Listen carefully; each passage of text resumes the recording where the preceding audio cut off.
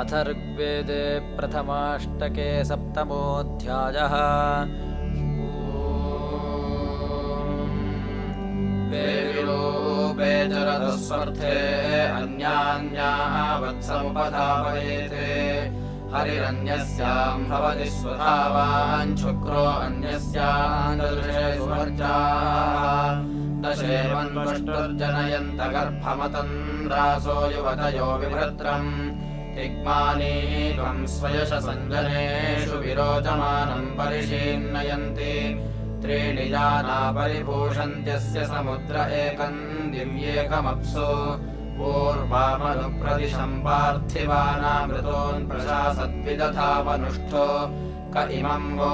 निन्यमाजिकेत वत्सो मातृर्जनयत स्वधाभिः बह्वीनाम् गर्भो अपसामुपस्थान् महान् कविर्निश्चरति स्वधावान् आविष्ट्यो वर्तते चारुरासु जिह्वानामूर्ध्वस्वयशा उपस्थे उभे द्वष्टुर्बिभ्यतुर्जायमानात् प्रतीची सिंहम् प्रतिजोषयेते उभे भद्रे जोषयेते न मेने गावो न वाश्रा उपतस्थुरेवैः स दक्षाणाम् दक्षपतिर्बभूवाञ्जन्ति यम् दक्षिणतो हविर्भिः उद्यय्यमीति सवितेव बाहू उभे सिचौ यतते भीमरञ्जन् उच्छुक्रमत्कमयते सिमस्मान्नवा मातृभ्यो वसनाजहाति त्वेषम् रूपम् कृणुत उत्सवय्यत्सम्रञ्चारः सदने गोभिरद्भिः कविर्बुद्धम् परिमर्मृज्यते धीः सा देवता तासमितिर्बभूव उरुतेज्रयः पर्येति बुद्धम् विरोचमानम् महिषस्य धाम विश्वेभिरग्ने स्वयशोभिरिद्धो दब्धेभिः पायुभिः पाह्यस्मान् धन्वन् स्रोतः कृणुते गातुमूर्मिम् शुक्रैरूर्मिभिरभिनक्षतिक्षाम् विश्वासनानि जठरेषु धत्तेऽन्तर्नवासु चरति प्रसूषु एवानो अग्ने समिधा वृधानो रेवत्पावकश्रवसे विभाहि तन्नो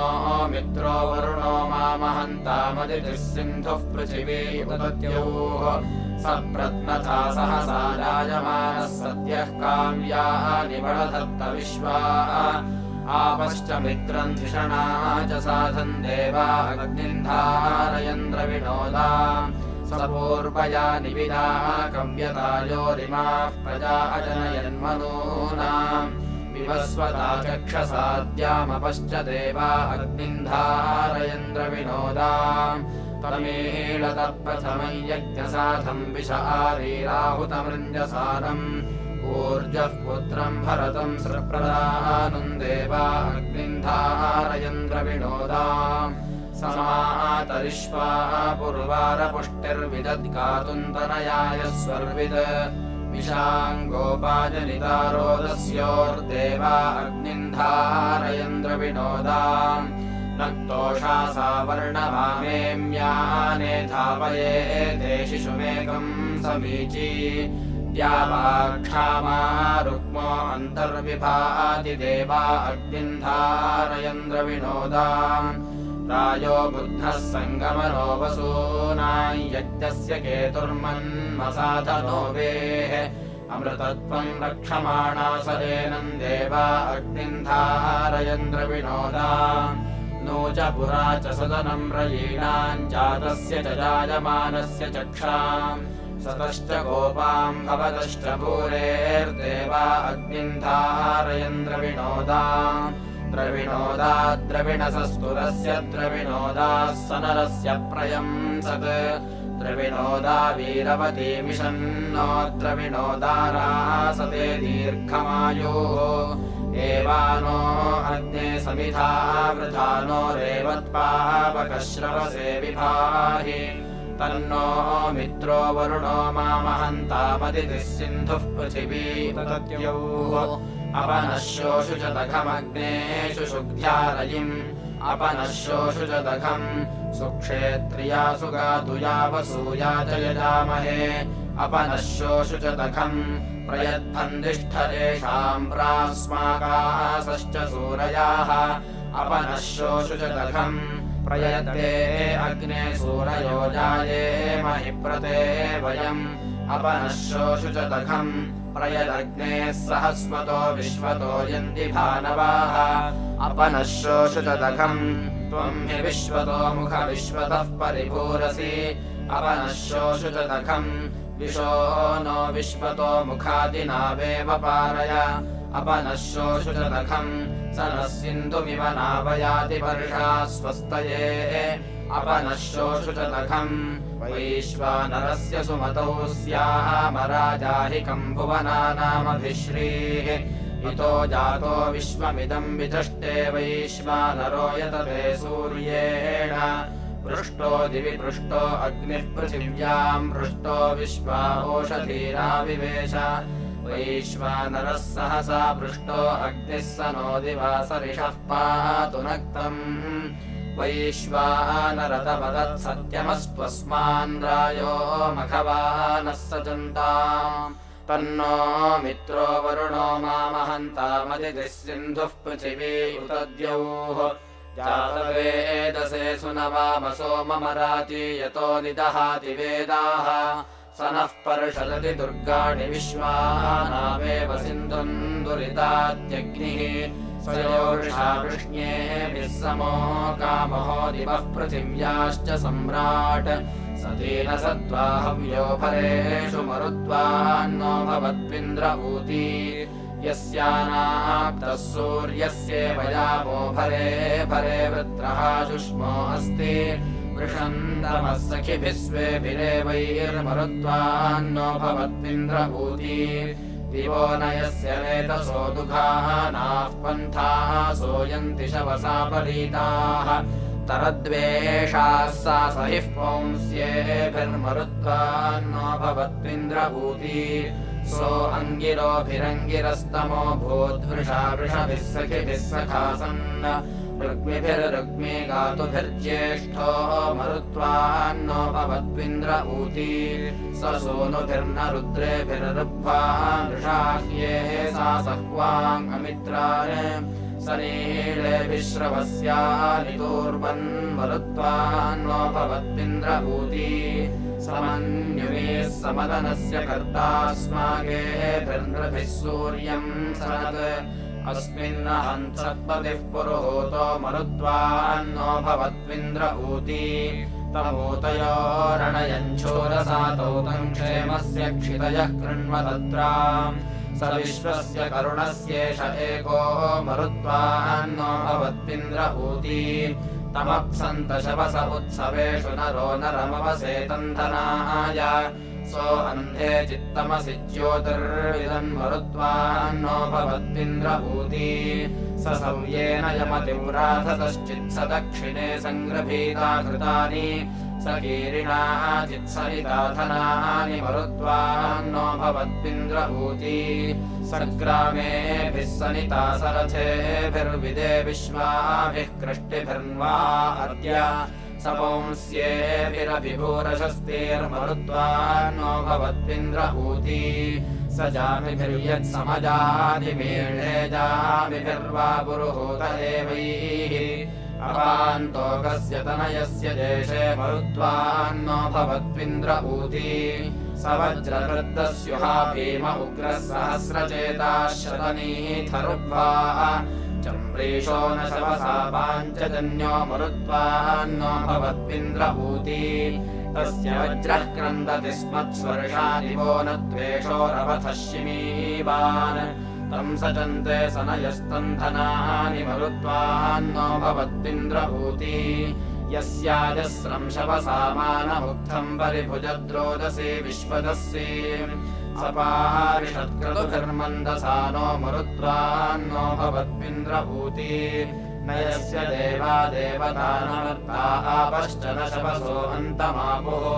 स प्ररिक्वात्वक्षसाक्ष्मो दिवश्च मरुत्वान्नो भवत्विन्द्र ऊती रोहिच्छावा सुमदम् शुर्ललामीर्द्युक्षाराय रुद्राश्वस्य वृषण्वन्तम् बिभ्रति तूषुरथम् मन्द्राचिकेतनाहुषीषु भिक्षो एतत्यत्त इन्द्रवृष्ण उक्थम् वार्षा गिरा अभिगृह्णन्ति राधाः रुद्राश्वः पृष्टिभिरम्बरीषः सह देवो भयमानः सुराधाः दस्योञ्छिम्योंश्च पुरुहूतदेवैर्हत्वा पृथिव्याम् सर्वाणि बर्हीत् सनत्क्षेत्रम् सखिभिष्विज्ञेभिः सनत्सूर्यम् सनदपः सुवज्राः विश्वाहेन्द्रो अधिभक्तानो अस्त्वपरिहृताः सनुयामवाजम् तन्नो मित्रो वरुणो मामहन्तामदितिः सिन्धुः पृथिवी उदद्यौः प्रमन्दिने पितुमदर्त्यतापचो यः कृष्णगर्भानिरहन् रजिष्मना अवस्य वो वृषणम् वज्रदक्षिणम् मरुत्वन्तम् सख्याय हवामहे योऽव्यम् सञ्जाहृषाणेन मन्युना यः शम्बरं यो अहन् विप्रुमौरतम् इन्द्रो यः शुष्णमशुषन्यावृणम् मरुत्वन्तम् सख्याय हवामहे यस्य द्यावा पृथिवी पौंस्यम् महद्यस्य ऊरते वरुणो यस्य सूर्याः यस्येन्द्रस्य सिन्धवः षश्च तीव्रतम् मरुत्वन्तम् सख्याय हवामहे यो अश्वानां योगवाङ्गोपतिर्वशीय आहारितः कर्मणि कर्मणि स्थिरः वीळोश्चिदिन्द्रो यो असुन्वतो वधो मरुत्वन्तम् सख्याय हवामहे यो विश्वस्य जगतः प्राणतस्पतिर्यो ब्रह्मणे प्रथमो गाविन्दत् इन्द्रो यो दस्योङ्ग्रधराम् अवातिरन्मरुत्वन्तम् सख्याय हवामहे यः शूरेभिर्हव्यो यश्च भीरुभिर्यो धावद्भिर्हूयते यश्च जिज्ञुभिः इन्द्रय्यम् विश्वा भुवनाभिसन्दधुर्मरुत्वन्तम् सख्याय हवामहे रुद्राणामेति प्रदिशा विचक्षणो रुद्रेभिर्योषा तनुते पृथुज्रयाः इन्द्रम् मनीषा अभ्यर्चति श्रुतम् मरुत्वन्तम् सख्याय हवामहे यद्वा मरुत्वः परमे सतस्थे यद्वा वमे वृजने मादयासे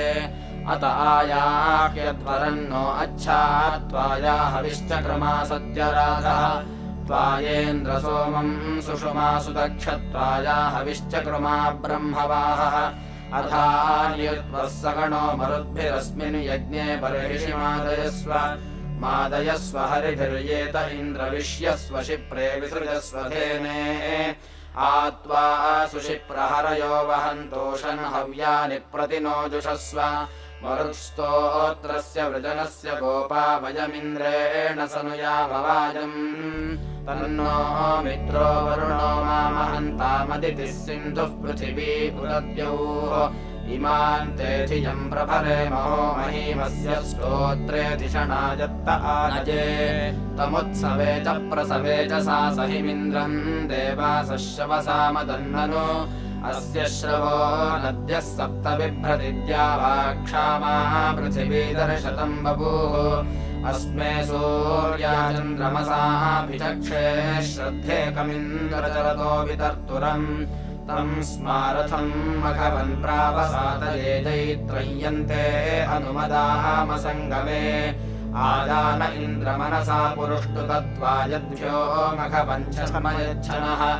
वयम् जयेमत्वया युजावृतमस्माकमंशमुदवा भरे अस्मभ्यमिन्द्रपरिवः सुगम् कृधिप्रशत्रूणाम् मघवन् वृष्ण्यारुजा नानाहित्वा हवमाना जना इमे धनानान्धर्तरवसा विपन्यवाः अस्माकम् स्मारथमादिष्टसातये दैत्यम् मनस्तव पूजिता बाहो अमितक्रतुः शिवः कर्मन् क्षतमोदिः खजङ्करः अकल्प इन्द्रः प्रतिमानमोजसाथा जना विह्वयन्ते शिशासवाः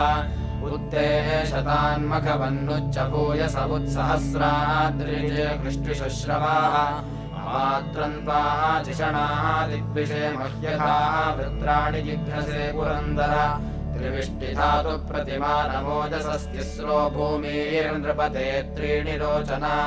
अधीनम् विश्वम् भुवनम् वमक्षिथा शत्रुरिन्द्रजनुषा सनादसि त्वाम् देवेषु प्रथमम् हवामहे त्वम् बभूथ पृतनासु सासहि सेमन्नः कारुमुपमन्युमुद्भिदमिन्द्रः कृणोतु प्रसवे रथम् पुरः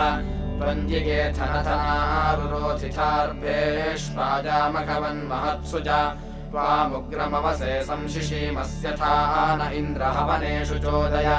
विश्वाहेन्द्रो अधिभक्तानो अस्त्वपरिहृताः सनुयामवाजम् तन्नो मित्रो वरुणो मामहन्तामदितिः सिन्धुः पृथिवी उदद्यौः तत्त इन्द्रियम् परमम् पराचैरधारयन्त कवयः पुरेदम् क्षमेदमन्यद्दिव्या अन्यस्य समीपृच्यते समनेव केतुः स धारयत्पृथिवीम् पप्रथच्च वज्रेण हत्वा निरपःससर्ज अहन्न हिमभिनद्रौहिणम् यहन्व्यम् सम्मखवाशचीभिः स जातूभर्मा श्रद्दधानोजः पुरो विभिन्दन्न चरद्विदासीः विद्वान् वज्रिन्दस्य वेहेतिमस्यार्यम् सहो वर्धयाद्युम्नमिन्द्र तदोजुषे मानुषेमायुगानि कीर्तेन्यम् मखवानामबिभ्रत् उपप्रयन्दस्युहत्याय वज्रीयद्धसूनुश्रवसे नाम दधे तदस्येदम् पश्यता भूरिपुष्टम् श्रीन्द्रस्य तत्तनवीर्याय सगा अविन्दत्सो अविन्ददश्वान्स ओषधीः सो अपःसवनानि भूरि कर्मणे वृषभाय वृष्णे सत्यशुष्माय सुनवाम सोमम् य आदृत्या परिपन्थी पशूरो यज्वनो विभजन्नेति वेदाः तदिन्द्रप्रेव वीर्यम् जगर्थयत्सन्तम् वज्रेणाबोधयोहिम् अनुत्वा पत्नीरर्षितम् वयश्च विश्वे देवासो अमदन्नलुत्वा शुष्णम् विप्रुङ्कुयवम् रुद्रमिन्द्र यदावधीर्विपुरः शम्बरस्य तन्नो मित्रो वरुणो मामहन्तामदितिः सिन्धुः पृथिवी उदद्यौः यो निष्ट इन्द्रनिषदे अकारितमानिशीलस्वानो नार्वाः विमुच्यावयो वसायाश्वान् दोषावस्कोर्महीयसः प्रपित्वे ओद्येन र इन्द्रमूतये कुर्नो चित्तान् सद्यो अध्वनो जगम्यात् देवासो मन्युन्दासस्यश्चम् नन्देन आवक्षन्तु सुविताय वर्णम् अवत्मना भरते केतवेदा अवत्मना भरते फेनमुदन् क्षीरेण स्नातः कुजवस्य जोषे हते ते स्याताम् प्रवणे शिफायाः युयोपनाभिरुपरस्यायोः प्रपूर्वाभिस्तिरते राष्ट्रिशूराः अञ्जसि कुलिशि वीरपत्नीपयो हिन्वाना उदभिर्हरन्ते प्रतियत्स्यानीथादर्शितस्योरोको नाच्छासदनञ्जानतीगात् अधस्मानो मखवञ्चनकृतादिन्मानो मखेव निःशपीपरादाः सत्त्वन्न इन्द्रसूर्येसो अप्सनाकास्त्व आभजजीवशंसे मान्तराम्बुजमारीरिषो न श्रद्धितन्ते महत इन्द्रियाय अथा मन्ये श्रत्ते अस्मा अथा ईर्षा चोदस्व महते धनाय मानो अकृते पुरुहूतयो नाविन्द्रक्षुध्यभ्यो वय आसुतिन्दाः मानो वधीरिन्द्रमापरादा मानः प्रिया भोजनानि प्रमोषीः आण्डामानो मखवञ्चक्रनिर्भेन्मानः पात्राभेत्सहजानुषाणि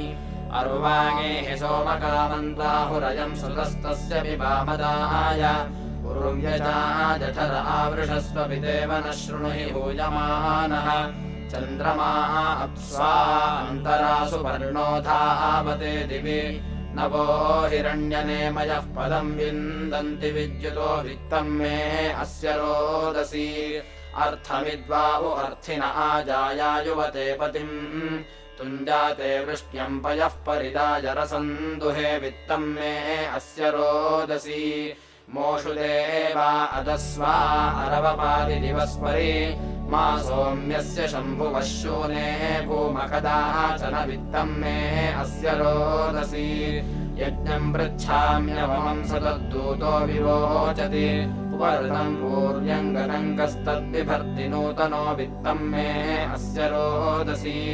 अमीये देवास्थनत्रिष्वारोचने दिवः कद्वरुतम् कदनृतम् क्वप्रत्नाव आहुतिर्वित्तम् मे अस्य रोदसी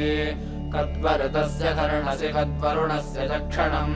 प्रदर्यं नो महस्मथातिक्रामे मदूढ्यो वित्तं मे अस्य रोदसी अहं सो अस्मि यः पुरा सुते वदामि कानिचित् तम्माव्यन्त्याख्यो वृको न कृष्णजं मृगं वित्तं मे अस्य रोदसी सम्मादपञ्चभितः सपत्नीरिव पर्षवः मूषो न शिष्णाव्यदन्ति माध्यस्तोतारम् देशतक्रतो वित्तं मे अस्य रोदसी अमीये सप्तरश्मयस्तत्रामेनाभिरातता त्रितस्तद्वेदाप्त्यः सदा विद्वाय रेफति वित्तं मे अस्य रोदसी अमीये पञ्चोक्षणो मध्ये तस्थुर्महो दिवः देवत्रानुप्रवाच्यं सध्रीचीनानि वा वृतुर्वित्तं मे अस्य रोदसी सुपर्णा एत आसते मध्य आरोधने दिवः ते सेधन्ति पथो वृकन्तरं तय्यह्वतीरपो वित्तं मे अस्य रोदसी नव्यन्तदुःख्यं हितं देवासः सुप्रवाचनम् ऋतमर्षन्ति सिन्धवः सत्यन्तातान सूर्यो वित्तं मे अस्य रोदसी अन्येतवत्यदुःख्यं देवेष्वस्याप्यम् स नः सत्तो मनुष्पदा देवान्यक्षिविदुष्टरो वित्तं मे अस्य रोदसी सत्तो होता मनुष्पदा देवाम् अच्छाः विदुष्टरः अग्निर्हव्यासु शोदति देवो देवेषु मेधिरो वित्तं मे अस्य रोदसी ब्रह्मा कृणोति वरुणो गातुरिदन्तमीमहे योर्नोति हृदामतिर्नव्यो जायतामृतं वित्तं मे अस्य रोदसी असौ यः पन्था आदित्यो दिवि प्रवाच्यं कृतः न स देवा अतिक्रमेतं मर्तासो न पश्यथ वित्तं मे अस्य रोदसी त्रितः कूपे महितो देवानहवत भूतये तच्छुश्राव बृहस्पतिः कृण्वन्नं मूरणादुर्वित्तं मे अस्य रोदसी अरुणो मासकृद्वृकः पथायन्तं ददर्शहि उज्जीते निचाय्यातष्टेव वृष्ट्यामयी वित्तं मे अस्य रोदसी येनाङ्कुशेन वयमिन्द्रवन्तो विश्याम वृजने सर्ववीराः तन्नो मित्रो वरुणो मामहन्तामदितिः सिन्धुः पृथिवी उतद्यौः इन्द्रं मित्रं वरुणमग्निमूतये मारुतं शर्धो अदितिं हवामहे रथन्न दुर्गाद्वसवः सुदानवो विश्वस्मान्नो अंहसो निष्पिवर्तन तादित्या आगता सर्वदा तये भूतदेवा वृत्रतूर्येषु शम्भुवाः रथन्न दुर्गाद्वसवः सुदानवो विश्वस्मान्नो अंहसो निष्पिवर्तन अवन्तु नः पितरः सुप्रवाचना उत देवी देवपुत्रेर्ता वृथाः रथन्न दुर्गाद्वसवः सुदानवो विश्वस्मान्नो अंहसो निष्पिवर्तन न राशंसं वाजिनं वाजयन्निह क्षयद्वीरं भूषणं सुम्नैरीमहे रथन्न दुर्गाद्वसवः सुदानवो विश्वस्मान्नो अंहसो निष्पिवर्तन बृहस्पते सदमिन्नः सुगङ्कृतिशय्योर्यत्ते मनुर्हितं प्रदीमहे रथन्न दुर्गाद्वसवः सुदानवो विश्वस्मान्नो अंहसो निष्पिवर्तन इन्द्रं कुत्सो वृत्रहणं शचीपतिं काटे निवाळ्हर्षिरह्वदूतये रथन्न दुर्गाद्वसवः सुदानवो विश्वस्मान्नो अंहसो निष्पिवर्तन देवैर्नो देव्यतिर्निपातु देवस्त्रादात्रायतामप्रयुच्छन् तन्नो मित्रो वरुणो मामहन्तामदितिः सिन्धुः पृथिवी उतद्यौः यज्ञो देवानां प्रत्येति सुम्नमादित्यासो भवता मृळयन्ताः आवोर्वाजी सुमतिर्ववृत्यादम्भोश्चिद्यावरिवो वित्तरासत् उपनो देवा अवसागमन्त्वङ्गिरसां सामभिस्तूयमानाः इन्द्र इन्द्रियैर्मरुतो मरुद्भिरादित्यैर्नो अदितिः शर्मयं सत् तन्न इन्द्रस्तद्वरुणस्तदग्निस्तदर्यमा तत्सविता च नोधात् तन्नो मित्रो वरुणो मामहन्तामदितिः सिन्धुः पृथिवी उतद्यौः य इन्द्राग्निचित्रतमो रथो वामभिविश्वानि भुवनानि चष्टे तेनायातं सरथन्तस्थिवां साथा सोमस्य पिबतं सुतस्य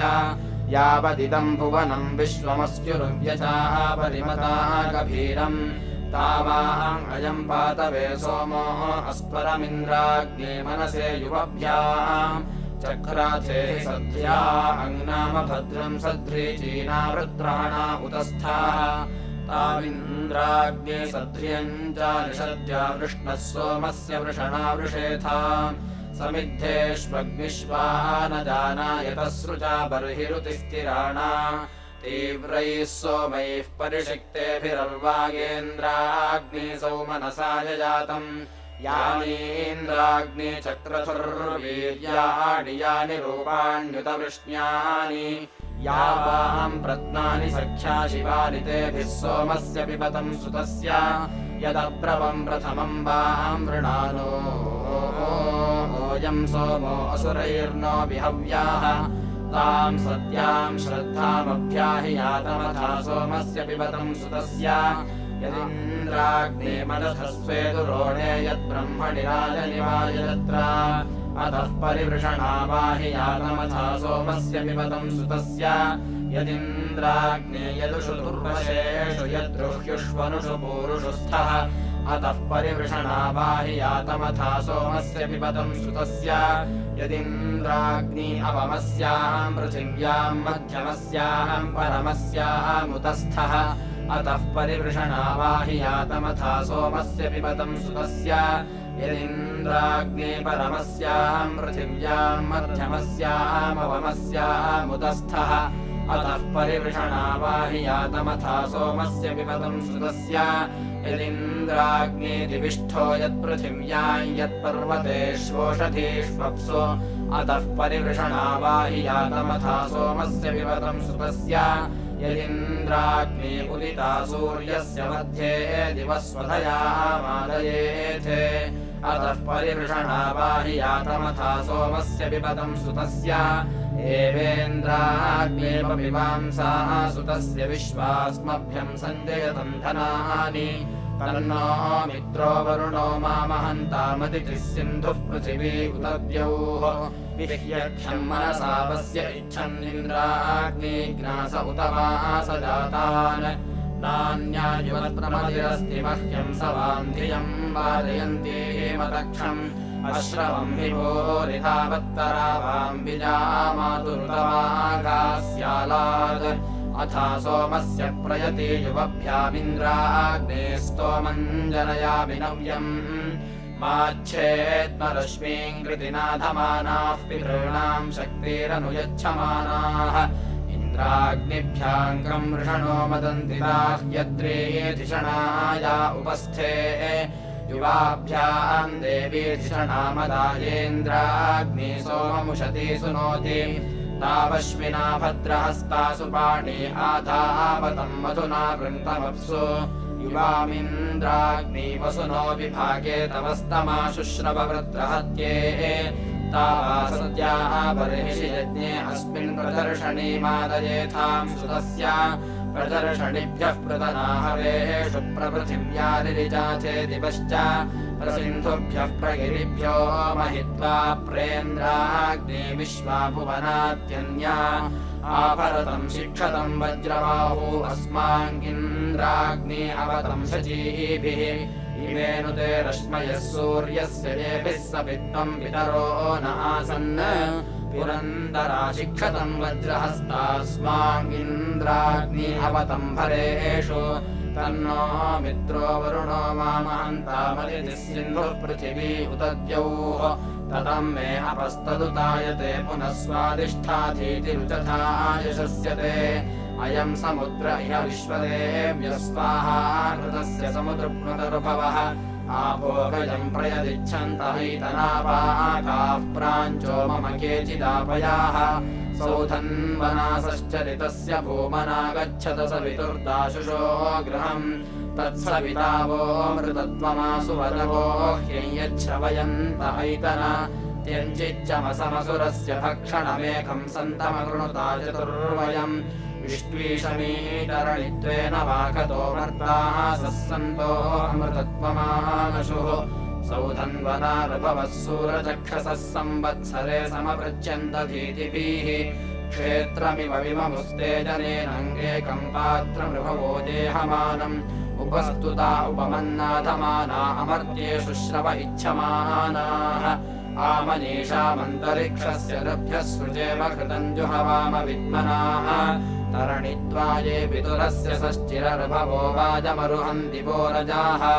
ऋपुर्न इन्द्रः शवसानवीयान्पुर्वादेभिर्वसुभिर्वसुर्दधिः युष्माकम् देव अवसाहनि प्रिये एवितिष्ठेम वृत्सुतीरसुन्वता निश्चर्मणर्भवो कामविंशतसंवत्सेना सृजता मातरम् पुनः सौधन्वनासस्वपस्य यानरोजिव्रीयुवाना पितरा कृणोतन वाजेभिर्नो वाजसातावविढ्युभुमाम् इन्द्रचित्रमादर्शिराधाः तन्नो मित्रो वरुणो मामहन्तामदितिः सिन्धुः पृथिवी उदद्यौः तक्षन् रथम् सुलतम् विद्मनापसस्तक्षन् हरिः इन्द्रवाहा वृषण्वसु तक्षन् पितृभ्यामृभवो युवद्वयस्तक्षन् वत्साय मातरम् स चाभुवम् आनो यज्ञाय तक्षतरुभुवद्वयः क्रत्वे दक्षाय सुप्रजापतिमिषम् यथा क्षयाम सर्ववीरया विशातन्नः श्रद्धा यथा सथास्मिन्द्रियम् आतक्षत सातिमस्मभ्यमृभवः सातिम् रथाय सातिमर्वते नरः सातिन्नो जयित्रीम् सम्महेत विश्वः आजामिमजामिम् पृतनासु सक्षणिम् ऋभुक्षणमिन्द्रमाहुव ऊतय ऋभून्वाजान् मरुतः सोमपीतये उभामित्रा वरुणा नूनमश्विना तेनो हिन्वन्तु सातये धिये जिषे ऋभुर्भराय संशिशातु सातिम् समर्यजिद्राजो अस्मान् अविष्टु तन्नो मित्रो वरुणो मामहन्तामदितिः सिन्धुः पृथिवी उदद्यौः ईडेद्यावाः पृथिवी पूर्वचित्तयेऽग्निम् घर्मम् सुरुचय्यामन्निष्टये याभिर्भरे कारमंशाय जिन्वथस्ताभिरूषूतिभिरश्विनागतम् युगोर्दानाय सुभराः असश्चतो रथमातस्थुर्वच सन्नमन्तवे याभिर्थियो वथः कर्मन्निष्टयेताभिरूषूतिभिरश्विनागतम् युवन्तासाम् दिव्यस्य प्रशासने विशाङ्क्षयथो अमृतस्य मज्मनाः याभिर्धेनुमस्वा अम्बिन्वथो न राताभिरूषूतिभिरश्विनागतम् याभिः परिज्मातनयस्य मज्मनाः द्विमाता दूषु तरणिर्विभूषति याभिस्त्रिमन्तुरभवद्विचक्षणस्ताभिरूषूतिभिरश्विनागतम् याभिरेभन्निवृतम् सितमध्य उद्वन्दनमैरयतम् स्वर्दृशे याभिः कण्वम् प्रसिषा सन्तमापतन्ताभिरूषूतिभिरश्विनागतम् याभिरन्तकञ्जसमानमारणे भुज्यम् याभिरव्यथिभिर्जिन्वथोः याभिः कर्कन्धुम् वय्यम् च जिन्वथस्ताभिरूषूतिभिरश्विनागतम् याभिः शुचन्तिम् धनसाम् सुशंसदम् तप्तम् घर्मवोम् यावन्तमत्रये याभिः पृष्णिकुम्पुरुपुत्समापतन्ताभिरूषूतिभिरश्विनागतम् याभिः शचीभिर्वृषणापरावृतम् प्रान्तम् श्रोणम् चक्षस एतवे कृतः याभिर्वर्तिकाम् रसिताममुञ्चतन्ताभिरूषूतिभिरश्विनागतम् याभिः सिन्धुम् मधुमन्तमसश्च तम् वसिष्ठम् याभिरजरावजिन्वतम्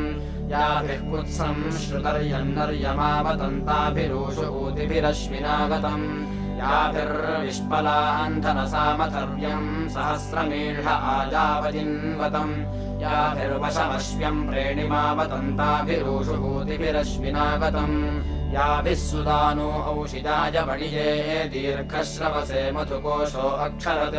कक्षीवन्तम् स्तोतारम् याभिरावतन्ताभिरूषूतिभिरश्विनागतम् याभिरसाक्षोदसोत्नः पिपिन्वथुरनश्वम् याभिरथमावतञ्जिषे याभिस्त्रिशोक उस्रियाः उदाजतताभिरूषूतिभिरश्विनागतम् याभिः सूर्यम् परियाथः परावतिमन्थातारम् क्षैद्रपत्येष्वावतम्